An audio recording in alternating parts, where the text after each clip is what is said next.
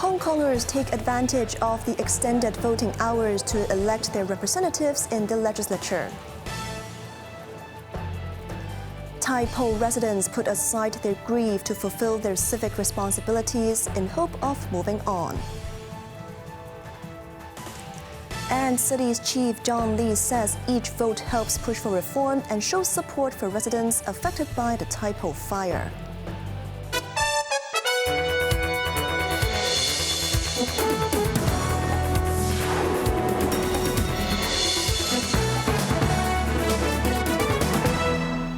Good evening, you're watching Cable News. I'm Cheryl Yun. The Legislative Council election will be closing in 30 minutes. Many Hongkongers headed to poll stations to cast their votes after dinner. Urging residents to vote, Chief Executive John Lee said each ballot could push for reform, especially in light of the devastating fire in Tai Po.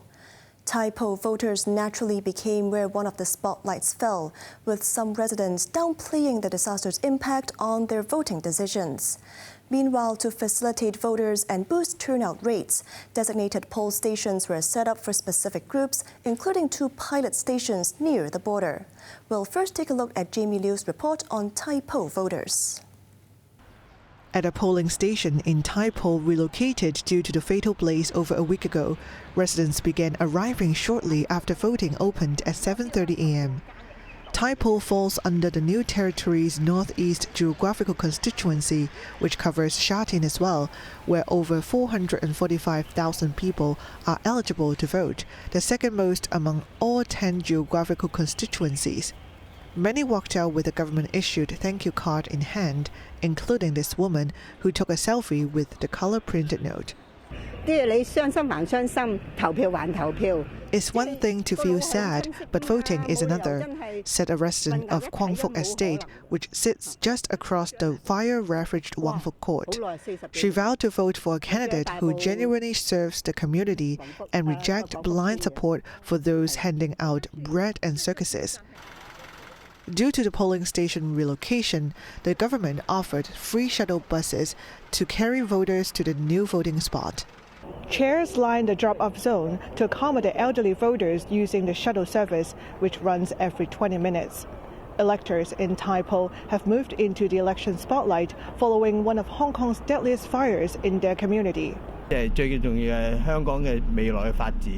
A Wang Fuk Court resident said the deadly fire did not affect his voting decisions and that the city should now focus on future developments.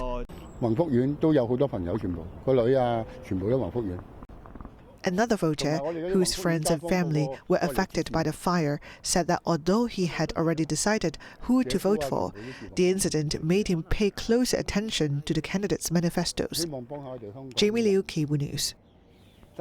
Chief Executive John Lee and the city's top officials cast their ballots early in the morning and called on residents to follow the lead at the polls.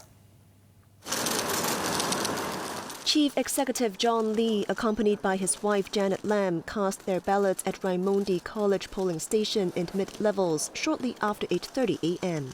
The two completed the process in minutes and held up the government-issued thank you card given to voters as a gesture of appreciation. Speaking afterwards, Lee said each vote counts, especially in light of the recent deadly fire in Tai Po.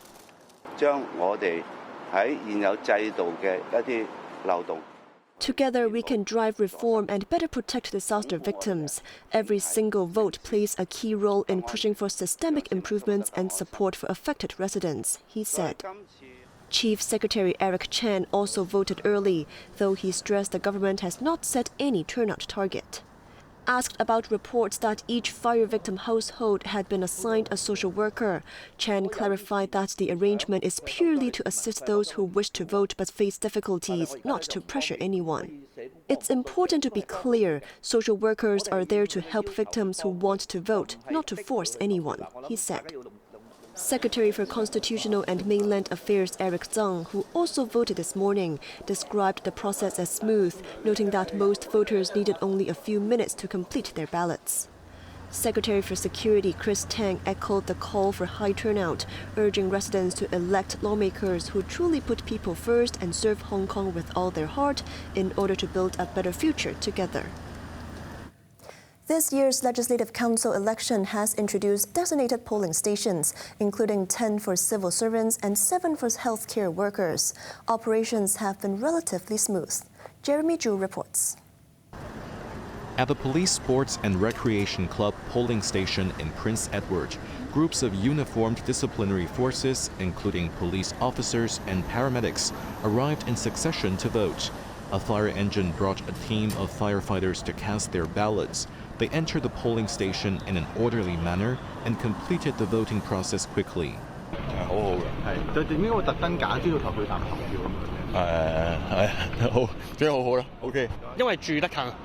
An off-duty police officer said he came because he lives nearby and could hang out afterwards.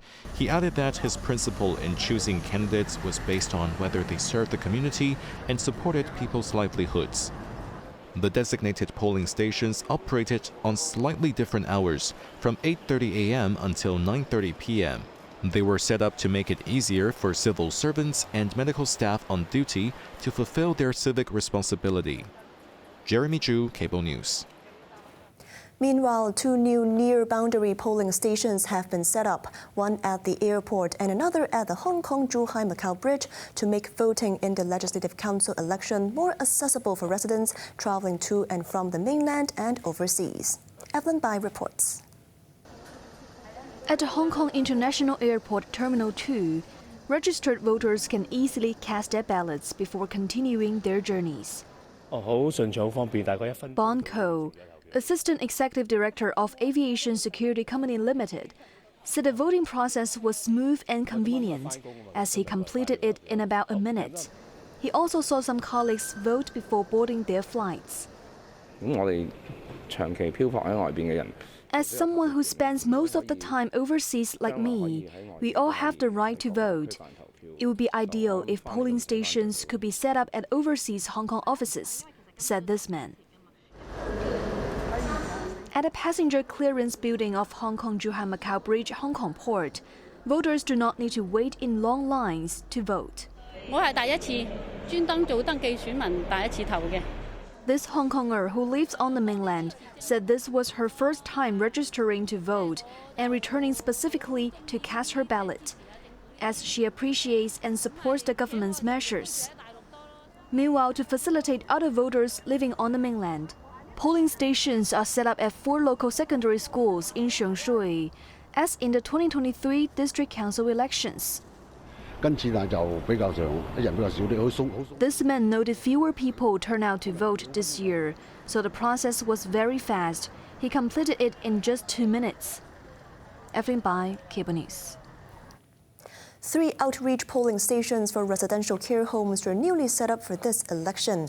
Authorities are considering making this a regular feature, as Labour Secretary Chris Sun described them as having operated smoothly.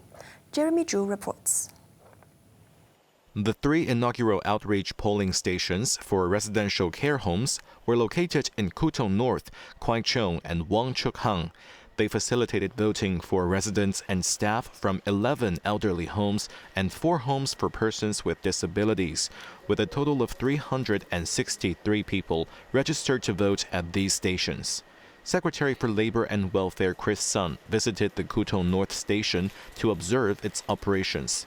He spoke with Social Welfare Department staff about the arrangements and greeted residents who came to vote.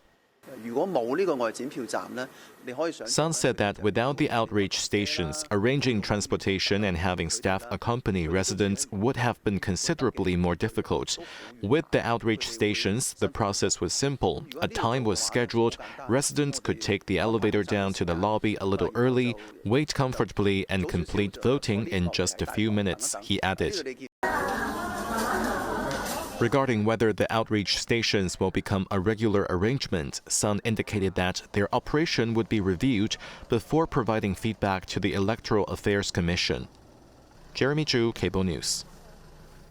The Independent Commission Against Corruption has arrested 4 men for allegedly inciting people not to vote or to cast invalid votes at the LegCo election. The 4 arrestees, aged between 33 and 41, were suspected of leaving comments on social media platforms to prompt others not to vote or to cast invalid votes during the election period. The commission will seek legal advice from the Department of Justice on prosecution once the investigation completed. A total of 11 individuals were arrested by the ICAC for allegedly contravening the offense in relation to the current LegCo election. Among them, 3 were prosecuted. Japanese authorities accuse that Chinese fighter jets intermittently locked radar at its aircraft over international waters, a move condemned by Defense Minister Shinjiro Koizumi as dangerous. Meanwhile, mainland authorities stated that Japan's hyping of the incident does not align with the facts and demanded an immediate end to the slander. Jeremy Zhu reports. Japan's Ministry of Defense reported the incidents occurred over waters southeast of Okinawa's main island on Saturday, with at least one Chinese J-15 fighter jet taking off from the aircraft carrier Liaoning, prompting Japanese Air Self-Defense Force F-15 fighter planes to scramble. According to Koizumi, subsequently at around 4:30 p.m., the Chinese J-15 intermittently locked its radar at Japanese jets. A similar incident happened 2 hours later when another F-15 aircraft was targeted. No damage to aircraft was reported and there were no casualties. What happened is deeply regrettable. We have lodged a strong protest with China and strongly urge them to prevent a recurrence, said Koizumi. During his meeting with Australian Defense Minister Richard Marles, Koizumi emphasized that Japan would respond calmly and promptly to uphold regional peace and stability. In response, a mainland Navy spokesperson stated that Japanese aircraft have repeatedly approached and harassed Chinese naval forces, disrupting normal exercises and posing a significant threat to flight safety. Japan reiterated that its aircraft did not engage in any provocative behavior. Jeremy Zhu, Cable News. In the Indian resort region of Goa, a fire broke out post-midnight on Sunday at a popular nightclub, killing at least 25 people, including several tourists. Indian Prime Minister Narendra Modi has expressed grief over the losses. Evelyn Bai reports. Online footage captured a huge fire tearing through the nightclub, Birch by Romeo Lane, in Goa's Apora village, with thick smoke billowing into the air. The blaze is believed to have been triggered by a gas cylinder in the club's ground floor kitchen, according to local media. The blaze was brought under control 2 hours later. Goa's Chief Minister Pramod Sawant said most of the victims were kitchen workers, as well as 3 or 4 tourists. Preliminary investigations indicate the venue did not comply with fire safety regulations. The managers of the nightclub have been arrested. In social media posts, Indian Prime Minister Narendra Modi said his thoughts are with all those who have lost their loved ones and pledged full assistance to those affected. Modi has announced an ex gratia payment from the Prime Minister's National Relief Fund for the victims of the tragic fire mishap. The next of kin of each deceased in the mishap will receive an ex gratia of 200,000 rupees, which translates to approximately 17,000 Hong Kong dollars. Goa, famed for its sandy beaches and relaxed coastal atmosphere, welcomed about 5.5 million tourists in the first half of the year, including roughly 270,000 international visitors. Evelyn Bai, Cable News. At least 12 people were killed when 3 gunmen opened fire inside an unlicensed bar in the South African city of Pretoria. The attackers remain at large. Local police and forensic experts combed the crime scene after the tragedy. The shooting occurred at around 4 a.m. Saturday local time. 3 armed men fired indiscriminately at a group of men in an unlicensed bar inside a hostel west of South Africa's administrative capital of Pretoria. 25 people were shot, 12 fatally, including a 3-year-old boy. No arrests have been made and police have not yet established a motive for the attack. South Africa has seen a surge in deadly mass shootings at illegal drinking establishments in recent years. Authorities said they closed down over 11,000 unlicensed taverns between April and September this year alone in an effort to curb alcohol-related violence and organized crime. On to the weather now. Cloudy periods tonight and it will be fine tomorrow. Dry during the day. Temperatures will range from 19 degrees to 25 degrees. That's our news tonight. I'm Cheryl Yun. Thanks for watching and good night.